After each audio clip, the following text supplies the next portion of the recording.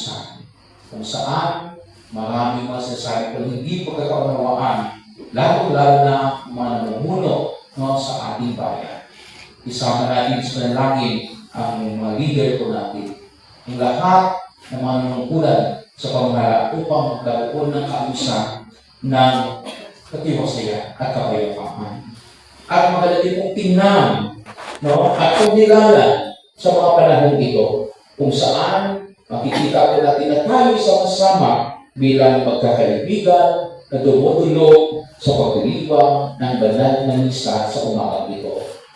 Ngunit, kung ito po ay ating tingnan sa isang malalim na pagdinilan, maaari po natin may tanong sa ating mga sarili, ano po ba para sa ating ang kahulugan ng misa ni Gallo? Sa paanong paraan kumikilos ang Diyos sa buhay ng bawat isa sa atin? At masasabi mo ba na ang iyong pagbuo ng siyam na araw ng misa ni Gallo ay nagiging o magiging makabuluhan nga ba ito sa iyong buhay? Umaalit po natin may tanong sa ating mga sarili, ilang taon na ba tayo nagsisimbang gabi o nagmimisa ni Gallo? At ano nga ba ang naging bunga nito sa iyong buhay at sa buhay ng pamilya? May naging bunga na kaya ito sa iyong buhay ng pamilya? Nakakalungkot na isipin na ilang taon na tayo nagsisimbang gabi o nagmimisa ni Gallo, ngunit karapagay ang ating ugnayan at pananampalataya sa Diyos ay hindi nagkakaroon ng lahi. Dahil kadalasan, hindi po natin nakikita sa relasyon ng bawat pamilya inyong kinabibilangan. Hindi pa din lumalalim ang inyong ugnayan sa isa't isa. Bakit? Kasi nandiyan pa din ang hindi pagkakaunawaan, ang hindi pagkakaintindihan ng isa't isa sa loob ng pamilya, maging sa komunidad kung saan tayo naglalakbay. Marami para sa bawat sa atin, o marami para sa marami, sabihin natin, tama na ang mabuo natin ang siyang na umaga ng misa ni Gallo, masaya na tayo doon. Mga kapatid, ang mas malalim na hamon sa atin ng pagdiriwang natin ng misa ni Gallo ay hindi lamang ang mabuo natin ang siyang na gabing ito o siyang na umagang ito. Mas higit pa doon ang ating kinakailangan. At iyon ay upang mas mapalalim pa po natin ang ating pagkilala sa Diyos, upang lumalim ang ating pagmamahal sa Kanya at sa ating kapwa-tao. Kaya nga, ang titinan po natin sa pagdiriwang ng simbahan, bago sumapit ang Kapaskuhan, ito ba, nagdiriwang tayo ng Adbyento. Ang Adbyento ay paghahanda, pagdating, at tayo pinaghahandaan tayo sa pagdating ng Diyos sa ating buhay. Adbyento, paghahanda sa dating Kapaskuhan. At hindi lamang ang 4 linggong ibigay sa ating simbahan, nandoon pa ang sinasabi ko ng misa ni Gallo. Bakit tayo binibigyan ng simbahan? Bakit tayo nagsisimba ng misa ni Gallo? Ito po ay isang tragkalang sangkap upang lalo pa natin mapanabikan at maunawaan ang ating paggunita ng Kapaskuhan, upang mas lalo natin maintindihan at magkaroon tayo ng kamalayan na ang ating pagdiriwang na ito ang siyang magdadala sa atin upang ating mapagkanto sa ating buhay ang presensya ng mapagmahal na Diyos. Tandaan po natin, dahil sa labis-labis na pagmamahal sa atin ng Diyos, ang napakahalaga sa Kanya ay Kanyang ibinigay sa bawat isa sa atin. Ang Kanyang anak, ang Panginoon Kristo, ang dakilang regalo na matatanggap natin sa ating buhay upang matubos po tayo sa ating mga kasalanan. At bigyan po tayo ng halimbawa na ang tunay na kahulugan ay sa pamamagitan ng pagbabahagi ng pagmamahal ng Diyos sa bawat isa, sa bawat pamilya, sa bawat taong ating nakakatagpo at nakakasalamuha. Mga kapatid, mga ito po'y pagpapaalala sa atin bilang isang mananampalataya. Naway, lagi natin sa puso na ang Diyos tandaan po natin ay laging nasa atin at hindi nagbabago ang kanyang pagmamahal sa bawat isa sa atin. Sabi nga, tayo lang mga tao ang nagbabago. Ngunit ang Diyos, ang kanyang pagmamahal ay hindi nagbabago. Kahit na tayo ay nagkakamali, nagkakasala, patuloy pa din ang pagdaloy ng biyaya ng Diyos upang tayo ay pagpalahid sa buhay. Tandaan po natin, laging bukas ang puso ng Diyos para sa atin. At kung sakaling tayo ay nagkasala, nagkulang, huwag sana tayo magdalang isip na lumapit sa Kanya at humingi ng tawad, sapagkat bukas lagi ang Kanyang mga palad upang tayo ay yakapin muli at akalin pabalik sa Kanya. Kaya sa unang umaga ng Misa ni Dario, ibinigay sa atin ng Ebanghelyo ni San Juan. No? Sino ba ibinigay sa atin? Si San Juan Bautista. Hello? Hello? Tapos ko rin yung katabi niyo natutulog na. Hindi ba? Mahaba pa ito. Hanggang 7 pa kayo dito. Natutulog na kayo. Sino ba ibinigay sa atin? Si Juan Bautista. Isang propeta. Siya ay tunay nagpapakilala kung sino si Jesus. Siya ay isang tinig na nag-aanyaya sa bawat tao na magkaroon ng pagbabago.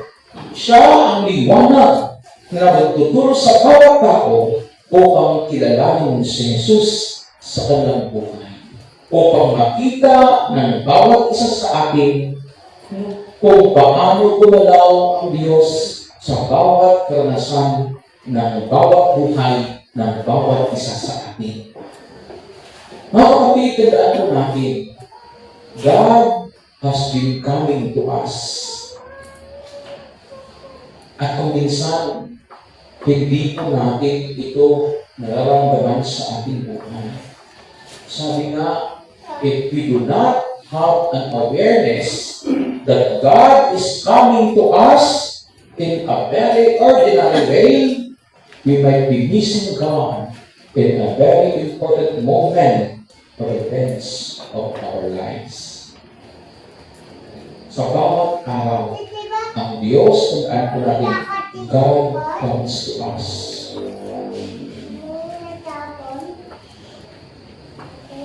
Ngunit ang tanong sa bawat isa sa atin, nababalagan o nakikita ba natin siya sa ating buhay?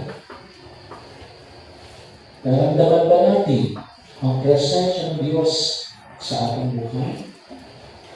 Sabi nga, God comes to us in a moment of joy and in a moment of desperation. May isang napagandang aklat, no? Na isinulat ni St. Ignatius of Loyola, yung spiritual exercises.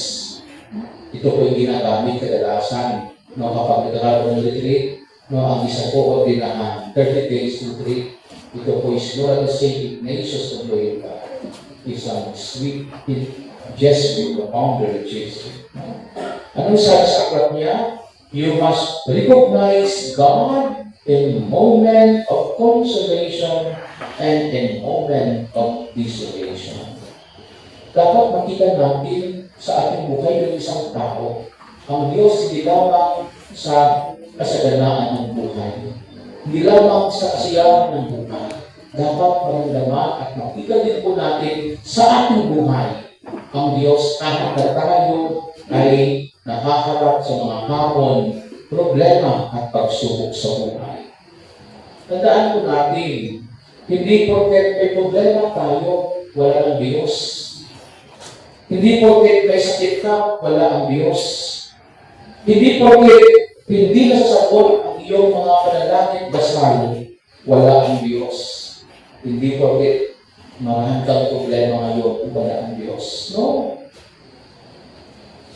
Ang Diyos ay kasama natin sa ating buhay paglalakbay.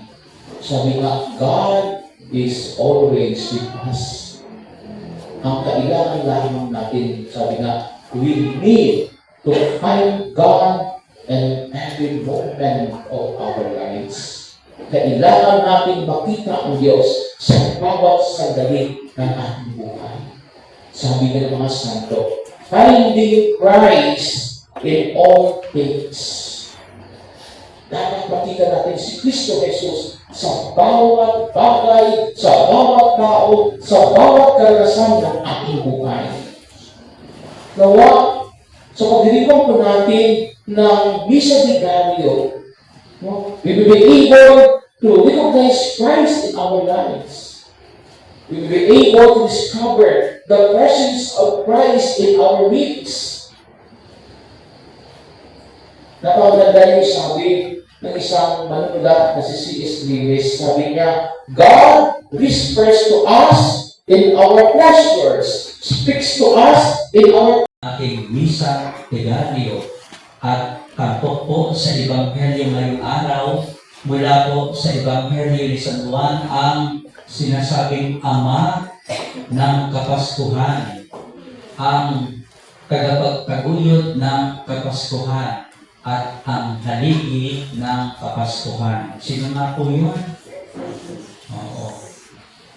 Ama ng Kapaskuhan, haligi ng Kapaskuhan, at tagapagtaguyod ng Kapaskuhan. Sino nga yun? Si Jesus po yung Pasko. Ang ina ng Pasko si Mary. Sino nga yung ama? Natampok po sa Ebanghelyo ngayong araw si San Jose. Alam niyo po, wala pong masyadong naisulat tungkol kay San Jose.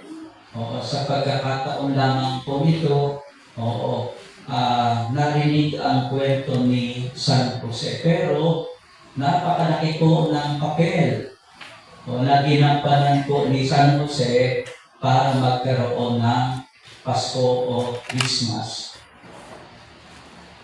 Sabi po sa Ebanghelyo ni San Juan, si Jose at si Maria ay nakatakdang ng pakasal.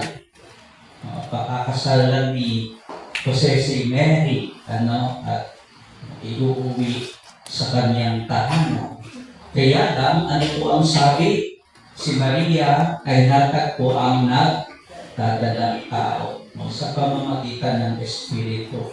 Kaya si Jose at si Mary ay nalagay sa pananganing sitwasyon. Oo, mahirap po yan. Oo. At nung nagbuntis si Maria, nalaman ng publiko yung kanyang pagdadalang tao. Kasi kahit noon uso na ang mga marites, mabilis kumalat yung chismis tungkol kay Mary. Kaya ano po ang sabi para hindi mapahiya, mapahamak si Maria, lihim na ihiwalayan ni Jose si Mary. Pero narinig din po natin kung paano kumilos ang Diyos sa buhay ni Jose. Ang sabi po sa Ebanghelyo ni San Juan, nagpakita ang anghel ng Panginoon sa kaniyang panaginip. Kumilos yung Diyos sa buhay ni San Jose. Sa sitwasyon kung saan parang siguro hindi niya rin alam kung anong gagawin niya at baka nalilito natin. Alam niyo, tayo may mga pagkakataon para din po tayo si San Jose sa mga ganyang pagkakataon. May mga pagkakataon hindi po natin alam kung ano yung tama nating gagawin. Hindi ko natin minsan maintindihan yung mga sitwasyon sa buhay natin. Totoo po yan. Nangyayari po yan sa buhay natin. Kaya magandang halimbawa yung ipinakita ni Jose. At kung paano kumilos ang Diyos sa buhay ni San Jose na kumikilos din sa buhay ng bawat isa sa atin. Baka hindi lang po natin nakikita yung pagkilos ng Diyos sa buhay natin. So nagpakita po yung anghel ng Panginoon kay Jose sa kanyang panaginip. At ano po ang sabi ng anghel sa kanya? Sabi, Jose, anak ni David, huwag kang matakot. Do not be afraid. Huwag kang matakot. Napakasalan si Maria. Do not be afraid. Para lang sinasabi ng anghel kay Jose, tanggapin mo si Mary. At yung bata, tanggapin mo. Tanggapin mo. Ano? At napakaganda po ng pag-uugali, attitude, at napakaganda po ng pagtanggap ni Jose, yung kanyang pagiging bukas, at yung kanyang kababaan loob, at yung kanyang pagsunod doon sa utos ng Diyos sa kanya. Ano ang sabi? Paggising ni Jose, sa kanyang paggising, sinunod po ba niya yung utos ng Diyos o hindi? Sinunod. Pwede namang hindi. Pero ano ang sabi? Sinunod ni Jose ang utos sa kanya ng Diyos. Kahit pwedeng hindi. Di ba napakagandang halimbawa? Kaya nga si Jose ay modelo at magandang halimbawa sa atin tungkol sa pagsunod, obedience, pakikinig.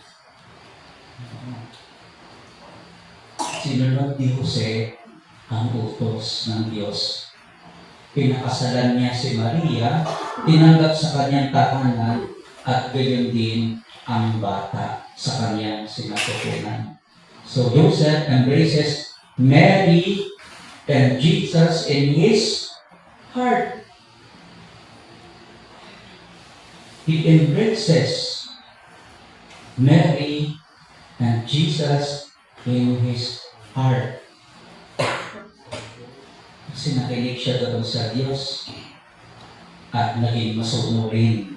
Kaya napakahalaga ng pananalangin at pakikinig sa Diyos. Kaya nga, yan, magandang paalala po sa atin. Katulad ni San Jose, when life is so difficult, kapag nahihirapan po tayo, ano po dapat ang ginagawa natin? Una, magdasal po tayo sa Diyos.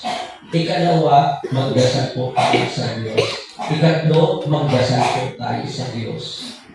When life is so difficult, don't stop praying, always praying. Hindi yung kapag nahihirapan po tayo, kung saan-saan po tayo, diba? At kung ano-ano yung mga ginagawa natin, mali po yun. Una, magdasal tayo sa Diyos. Especially when life is so difficult. Makinig tayo. Kasi baka may sasabihin sa atin ang Diyos at magandang pakinggan natin kung ano yung sasabihin niya sa atin. Especially when life is so difficult. Kaya, ayan, nagpapasalamat po tayo sa halimbawa ni San Jose. So, dito po may mga tatay. O, ayan ha. Oo, alam niyo ho, magandang halimbawa po si San Jose, kung paano po niya tinanggap, minahal yung kanyang asawa, tinanggap at minahal yung kanyang anak. O sana yung mga tatay, ganun din. Si San Jose ang modelo ng bawat ama. Oo. Maging magandang halimbawa si Jose. Ang ama, haligi at tagapagtaguyod ng Pasko.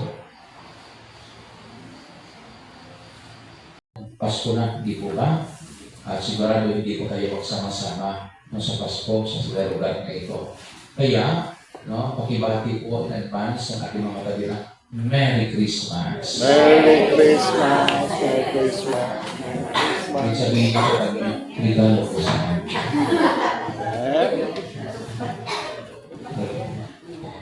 Mga kapatid, sa ikasyam na umaga ng ating misa diaryo, ang ating pong pagdinilagan, sinasabi po natin salita, pangako at katakutan.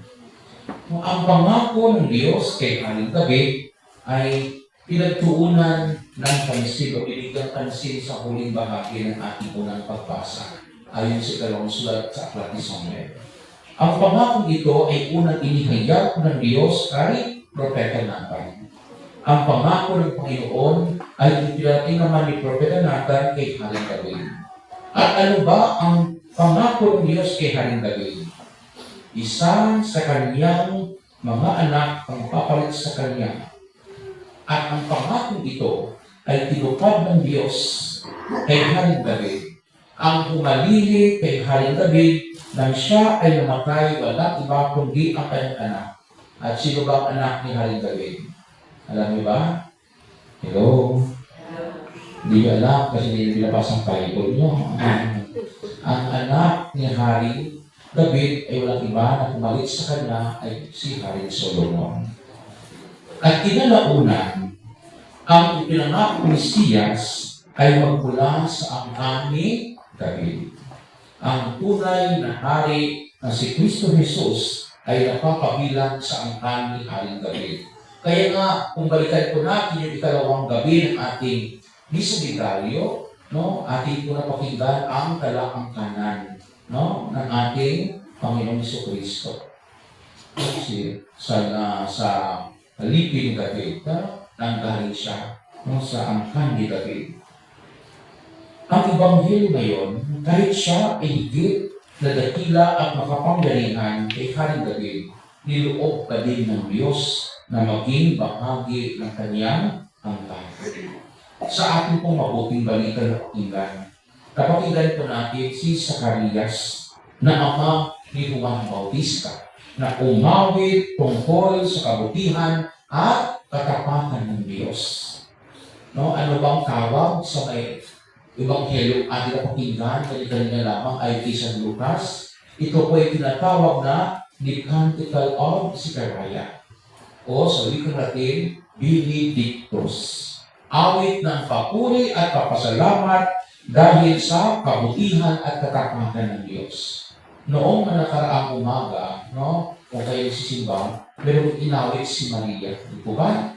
At anong tawag sa awit ni Maria? Magnificat.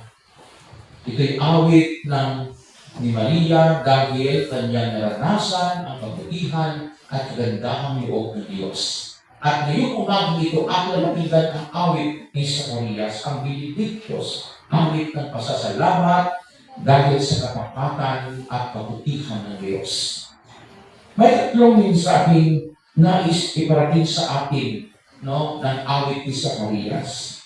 Ang unang mensaheng nais iparating sa atin ay ang halaga ng paghihintay o pasensya. Unang mensahe ang halaga ng paghihintay o pasensya. Sa panahon po natin ngayon, marami sa atin ang maikli ang pasensya. Tayong mga taong mabilis mainip o madaling mainip dahil ayaw natin maghintay. Tingnan po natin sa ating ugnayan sa Diyos. Kapag hindi ka talaga dinidinig ng Diyos ang ating mga kahilingan ayon sa gusto po natin, kadalasan lumalayo tayo, nagtatampo tayo sa Diyos, nawawalan tayo ng pag-asa. Mga kapatid, tandaan po natin, sabi nga, sa bawat panalangin ating inilulog Sa bawat panalangin ating idinudulog sa Diyos, alalahanin po natin, delay does not mean deny.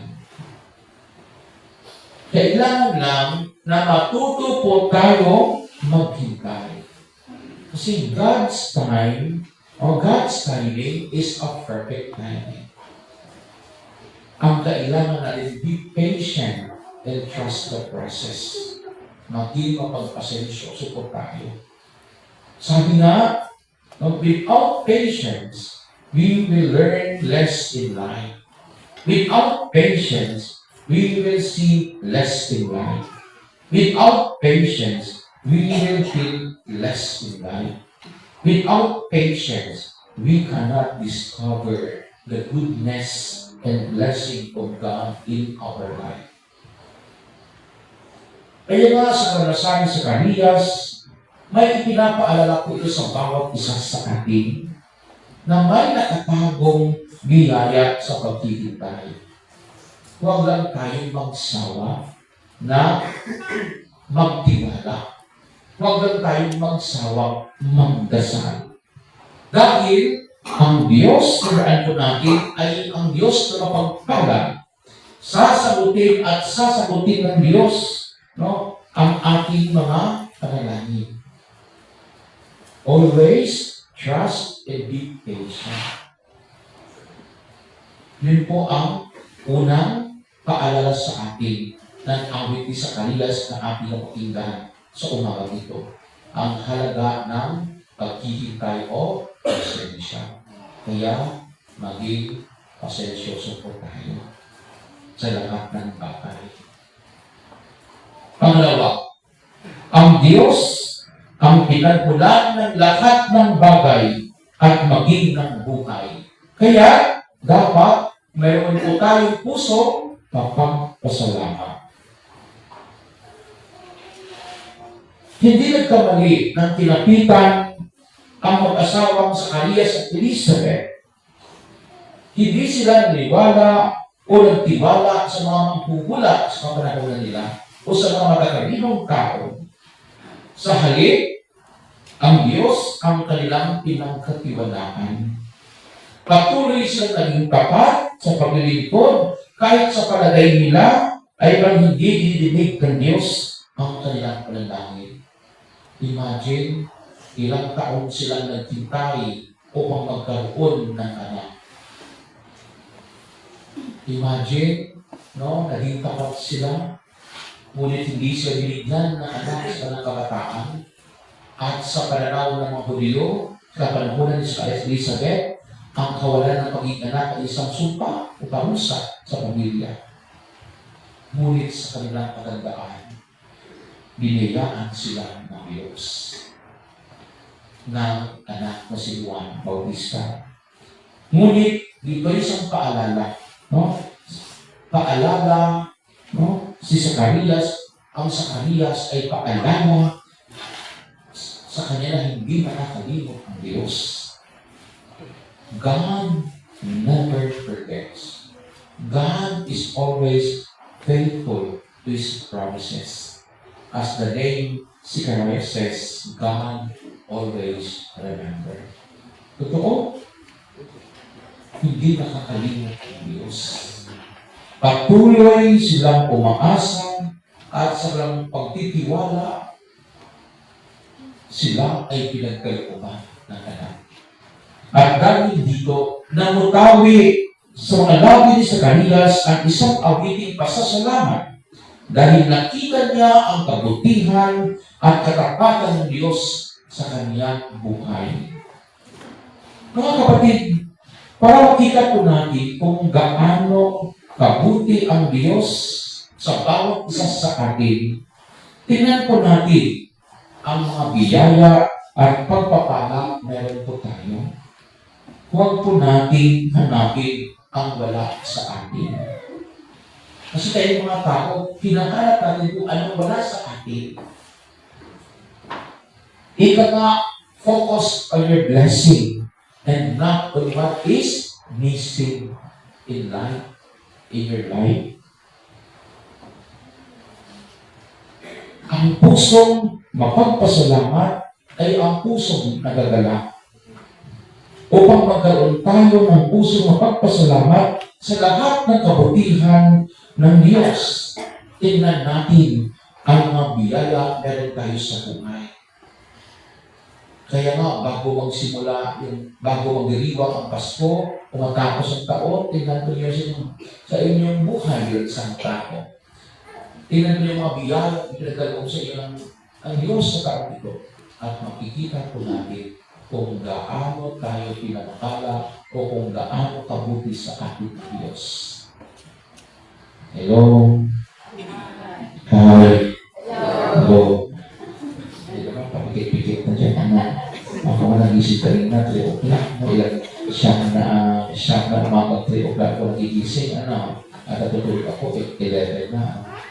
Pamikit-pikit kayo. Isa na lang, isang umaga na lang. Dahil sa umaga na habangan ko na lang para magpapagod kayo sa pakikinig. Anyway. Totoo.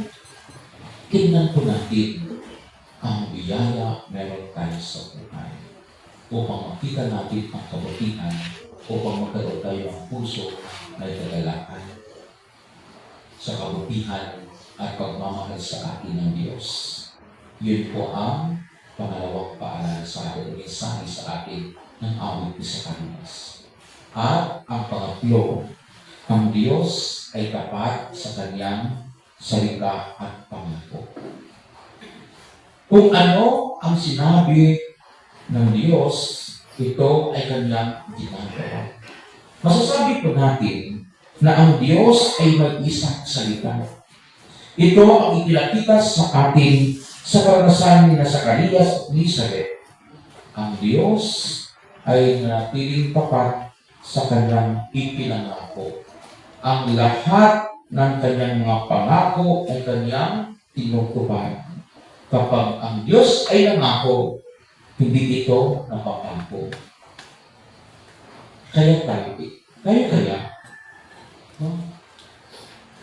Kailan kayo natin tutuparin ang mga pangako natin sa ating mahal sa buhay, sa mga taong ating pinangakuan.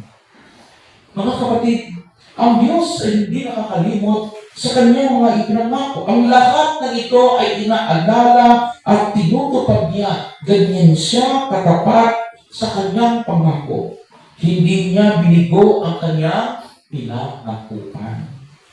Tayo kaya, bilang isang tao, naging tapat ba tayo sa ating pinangakuan? Baka hanggang pangako na lang tayo. Baka lahat ng ating pangako ay nakapako. Kaya tingnan siya, sino bang aking pinangakuan? Hindi ko tinupan. Minsan, madalas tayo mag-promise, dito pa, magpangako.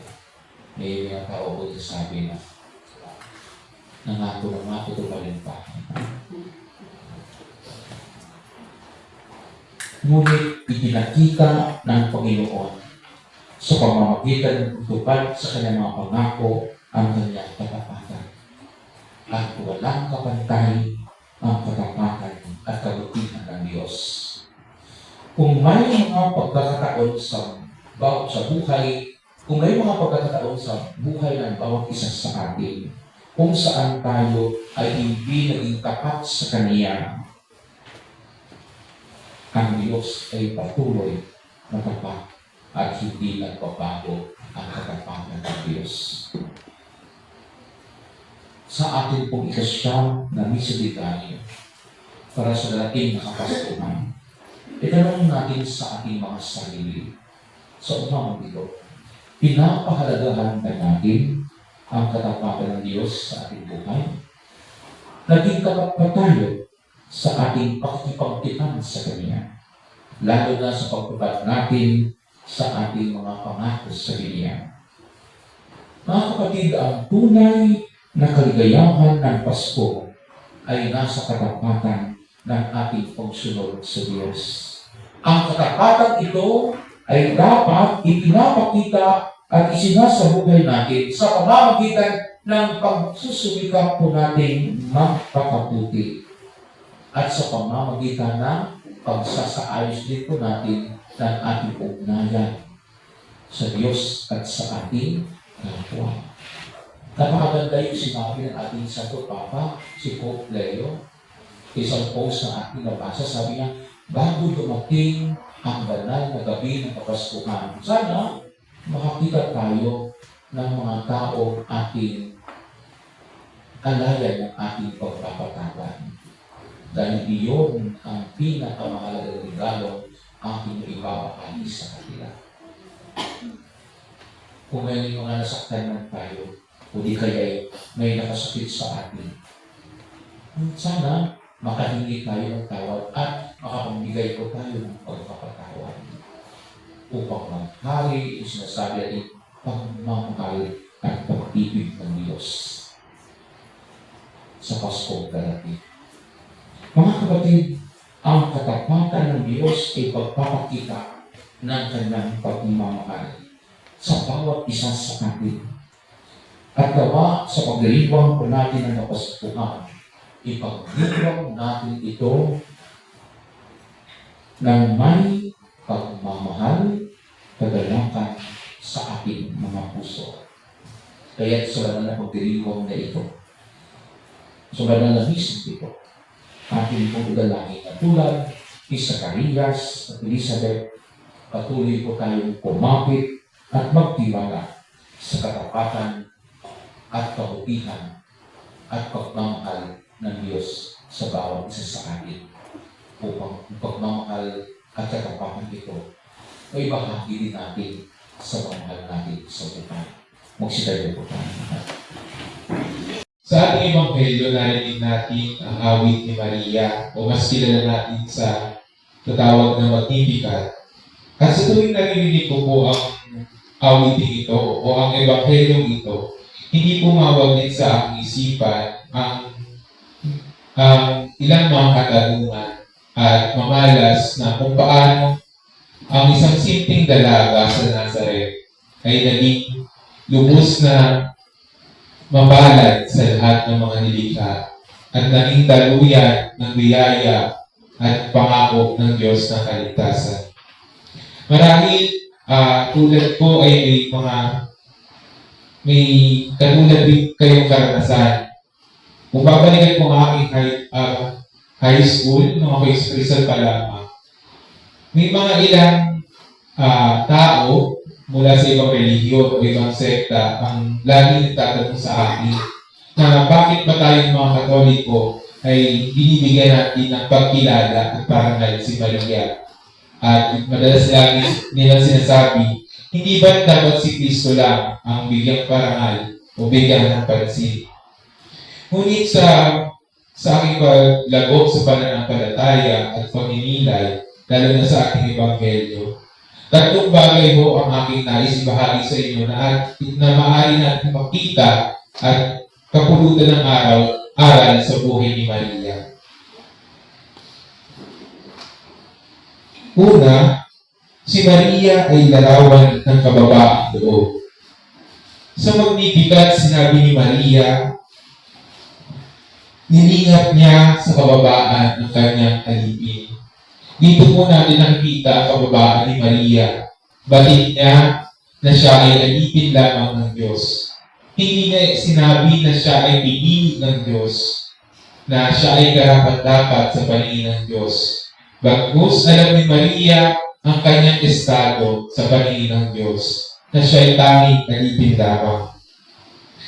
Si Maria ay isang simpleng dalaga sa Nazaret, walang titulo, walang kapangyarihan, walang kayamanan, at tila walang may pagmamalaki. Ngunit sa mata ng Diyos, ang kanyang kababaang loob ang naging daluyan ng biyaya, na sa kanya sumilang ang matagal nang ipinapangako ng Diyos. Ikalawa, si Maria ay ehemplo ng wagas ng pagtitiwala. Kung babalikan po natin ang istorya na nauna sa ating pong Ebanghelyo, nagsimula po ito sa Annunciation o pagbabalita ng Anghel. At sa pagbabalita ng Anghel, hindi hindi pa ganun bagit ni Maria kung ano yung tungkulin o gampanin na kaatas sa kanyang pag-oo. Siya ay tumugon sa Diyos sa balita ng anghel nang walang pasubali, walang pag-aalinlangan. Hindi malinaw kay Maria kung ano yung magiging kahinatnan ng kanyang pagtugon. Ngunit, isa lang yung malinaw kay Maria na siya ay nagtitiwala sa Diyos. Hindi po ganap na malinaw kay Maria ang lahat. May tao, may panganib, may kahihiyan, at may hindi tiyak na bukas. Ngunit sa kabila ng lahat, ay pinili niyang magtiwala. At ngayon, ang kanyang puso ay puno ng awit ng pasasalamat at pupuri dahil sa dakilang gawa ng Panginoon. Mga kapatid, hindi po ba ganito rin ang ating mga karanasan? Hindi natin alam ang bukas. Hindi natin alam kung anong mangyayari sa ating pamilya, sa ating kalusugan, sa ating trabaho, maging sa ating bokasyon.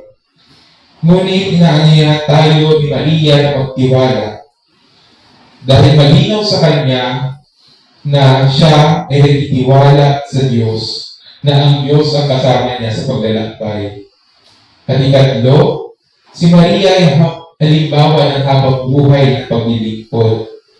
Hindi po natapos sa simpleng oo ni Maria ang gampanin niya sa pangako ng kaligtasan. Hindi po natapos ito sa pakikibahagi niya sa pagsilang ng Panginoon. Bagkus ito po ay naging panimulain pa ng mga gawain ni Maria. Kaya nga po, matapos niya mabalitaan na mabalita din sa kanya na ang kanyang pisang si Elizabeth ay nagdadalang tao rin, siya ay nagtungo roon. At itong mga katagang ito, itong ating ibanghelyo ngayon ito, ang siyang naging tugon ni Maria sa bati ni Elizabeth. At ano yung bati ni Elizabeth sa kanya? Na siya ay bukod na pinagpala. Mga kapatid, ang awit na magnificat hindi naglalapos ng pawang salita lamang. Hindi lamang ito'y pulalas lamang ng bibig, kundi ang magnificat ay nagpupunso din sa atin ang paglilingkod at pakikisalamuha sa ating kapwa. Mga kapatid, sa pagbabahagi ito, mas naging malinaw sa akin na ang magnificat ay hindi lamang awit ni Maria. Ito ay awit na sumasalamin sa kanyang buong pagkatao at buhay. At higit pa rito, ang awit ni Maria ay maaaring maging awit din ng ating buhay. Isang awit ng pusong marunong magpakumbaba, isang awit ng pusong marunong magtiwala, at isang awit ng pusong marunong maglingkod. Sa ating patuloy na paghahanda sa pagsilang ng Panginoon, naway tanggapin natin ang paanyaya ng magnificat. Tanggapin natin ang paanyaya ni Maria na gawing awit na ang ating sariling buhay, na sa ating mga salita at gawa, sa ating katahimikan at pagkilos ay umawit din ang ating puso ng papuri sa Diyos. At tulad ni Maria, na may masabi rin natin sa tahimik man o sa malakas na tinig, dakila ang ginawa ng makapangyarihan sa akin, at banal ang kanyang pangalan. Amen.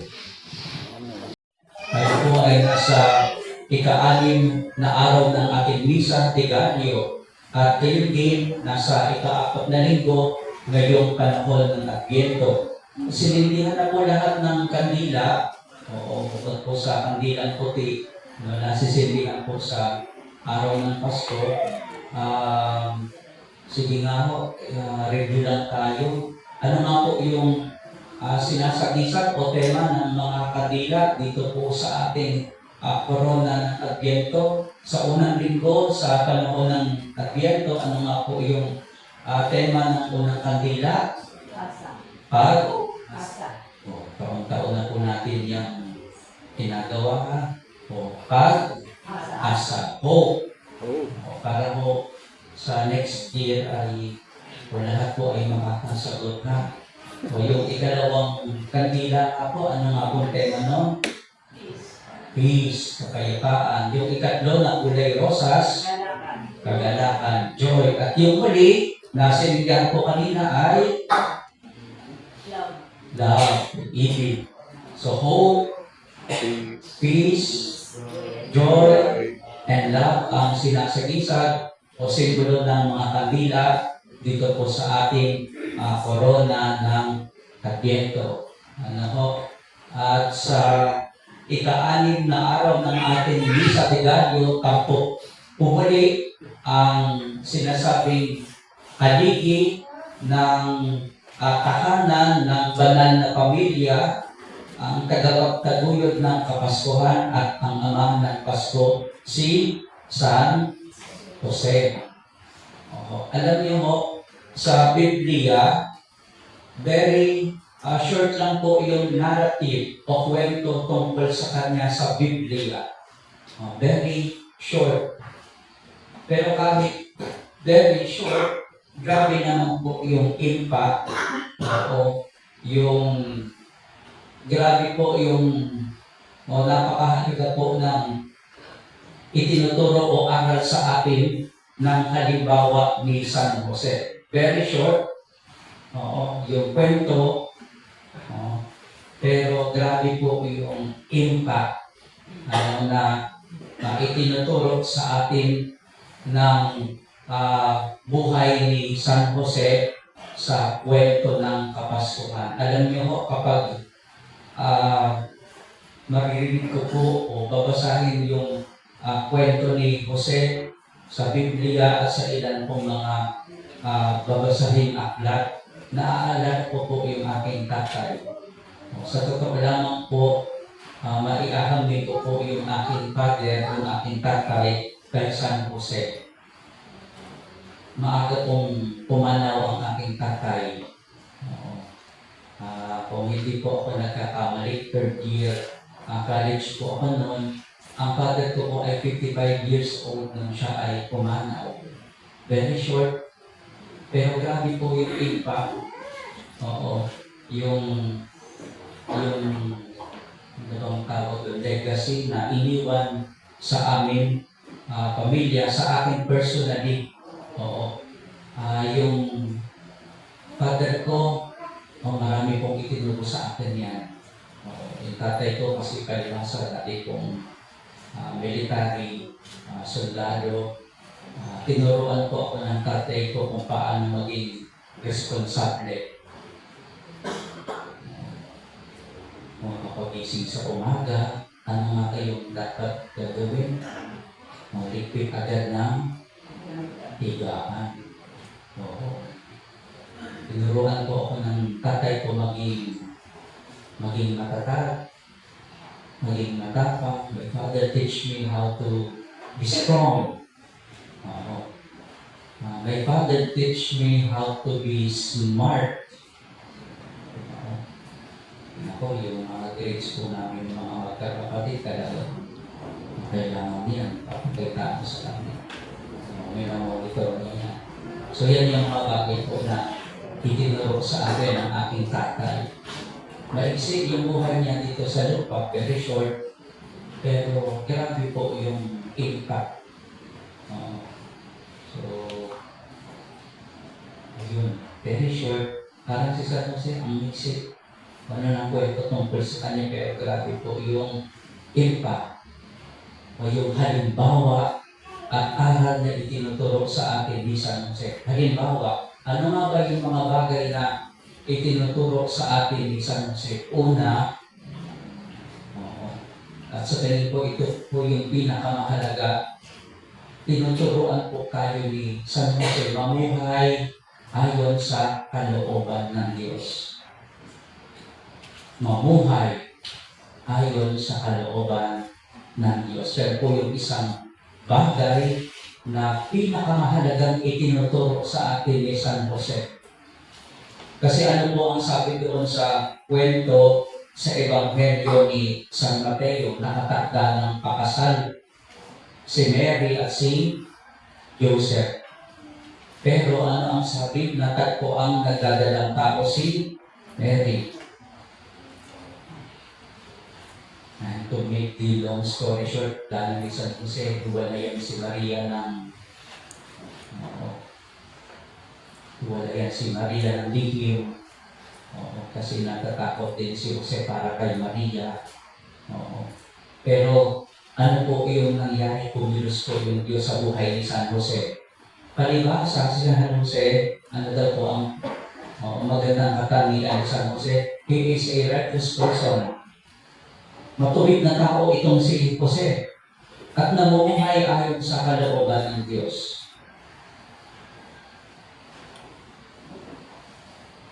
He is a righteous person. Kaya hindi na ho nakapagtataka nung nagpakita po yung anghel sa kanya sa kanyang panaginip. At ano po yung sabi ng anghel ng Panginoon sa kanya? Sabi ng anghel ng Panginoon sa kanya, huwag kang matakot. Napakasalan si Maria. At pag-isip po ni San Jose, sinunod po ba niya yung utos ng Diyos o hindi? Sinunod. Kaya ang dami pong itinuturo sa atin ni San Jose, mabuhay ayon sa kalooban ng Diyos, maging masunurin, at ito, ano po yung sabi sa bandang huli, tinanggap din si Maria bilang kanyang asawa. Pinakasalan niya si Maria at tinanggap sa kanyang tahanan. So Joseph embraces Mary in his heart, and Joseph embraces Jesus in his heart.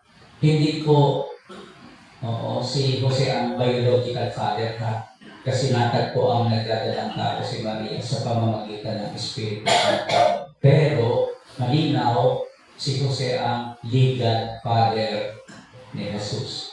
At siya din ang spiritual father. Tinanggap ni Jose si Maria bilang kanyang asawa. Tinanggap ni Jose si Jesus sa kanyang puso. At yan ang mga bagay na itinuturo at halimbawa ni San Jose. Ngayong darating po ang Kapaskuhan, katulad ni San Jose, tanggapin po natin si Maria sa ating puso, sa ating mga tahanan. At lalo't higit tanggapin po si Jesus sa ating puso at sa ating tahanan. At tiyak, ang tahanan natin, ang pamilya natin, pupunuin niya ng pag-asa, ng kapayapaan, ng galak, at ng pag-ibig. Amen. Ang tao, isa sa mga pinakamaganda at pinakadakilang biyaya niya sa tao ay ang tinatawag nating kalayaan. Pero para sa atin, ano ba ang kalayaan? Nagkakahulugan ba ito na ano man ang gustuhin natin, basta gusto natin, pwede na natin gawin. Halimbawa, kung ang isang estudyante ba ay gusto niya mangopya at gagawin niya, malaya ba ang tawag sa kanya? Kung ang isang babae pro-choice at ang kanyang slogan ay my body, my choice, kaya kahit magkalaglag siya ng bata sa sinupunan o tingnan at gagawin niya, ang tawag daw sa kanya ay malaya.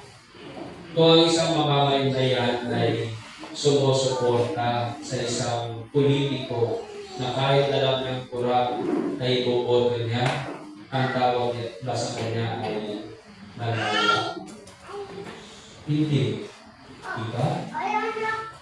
Kasi ang kalayaan ay hindi nangangahulugan na pwede mong gawin kung ano ang gusto mong gawin kahit masama, kahit labag sa kalooban ng Diyos. Ang kalayaan ay ang ipinapakita sa atin ni Maria sa Ebanghelyo ating napakinggan. Nang bigkain ng Diyos si Maria, tayo bilang mga Kristiyanong Katoliko, ay naniniwala na nasa sinapupunan pa lang si Maria, ipinagagyan siya ng Diyos sa anumang bahid kasalanan. Bakit? Kasi ang dadalhin niya sa kanyang sinapupunan ay si Jesus, ang tagapagligtas ng sanlibutan, ang salita ng Diyos na nagkatawang tao. Pero kahit na si Maria ay pinagkadyan ng Diyos sa lahat ng uri ng kasalanan, hindi pa rin siya tinanggalan ng Diyos ng kalayaan. Paano natin masasabi yun? Kasi kung wala kalayaan si Maria, hindi na sana sinugo ng Diyos si Anghel Gabriel para magbalita sa kanya at hingin ang kanyang pagsampayo. Pwede diretso din. Mabuntis na lang si Maria, manganak, pero hindi yun ang ginawa ng Diyos. Hiningi pa rin ng Diyos ang pagtuko ni Maria. At si Maria ay mayroong options. Option 1, pwede siyang kumayaw. Pwede siyang kumayaw kasi mahirap magbuntis nang wala ka namang asawa. Tandaan natin, nakatakda pa lang siyang pakasal kay Jose. Ikalawa, pag ikaw ay nagbuntis nang wala kang asawa, pwede kang maparusahan ng kamatayan. Babatuhin ka hanggang sa ikaw ay mamatay.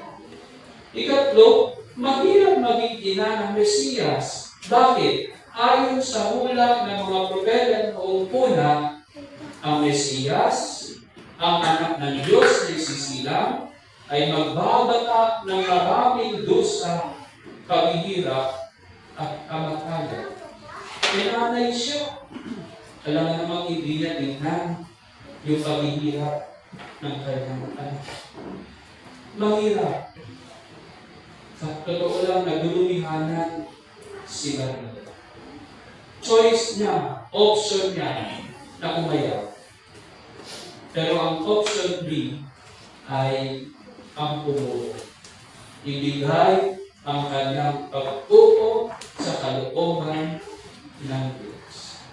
At yun ang ginawa ni Maria. Pumuko siya sa kalooban ng Diyos at sinunod niya ang kalooban ng Diyos kahit mahirap. Kasi alam niya, yun ang higit na makabubuti para sa kanya at para sa sangkatauhan. Ito po ang tunay na kahulugan ng kalayaan.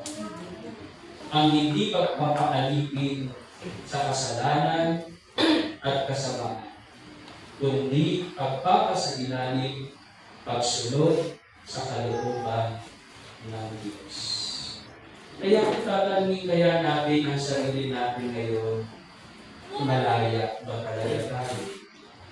Kung yung kalayaan bang binibigay sa atin ng Diyos ay ginagamit natin ng tama. Totoo, mahirap magpakilalim sa kalooban ng Diyos. Medyo kakaiba para sa mundo at bumabangga sa mundo. Pwedeng pagkawalan tayo, pwedeng busigin tayo, lahitin tayo. Pero yun ang kalooban ng Diyos. At yun ang dapat natin piliin. Doon tayo mas tunay na magiging malay. At sabi nga ni Anghel Gabriel sa Ebanghelyo kay Maria, walang hindi makagyayari ang Diyos. Mahirap magpasailalim sa kalooban ng Diyos, pero hindi imposible. Sapagkat ang biyaya ng Diyos ay laging sapat, hindi nagkukulang, madalas sobra.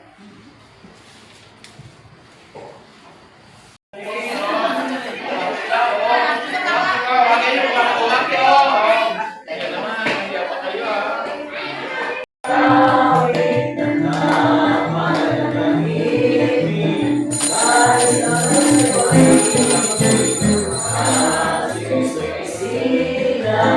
Ay,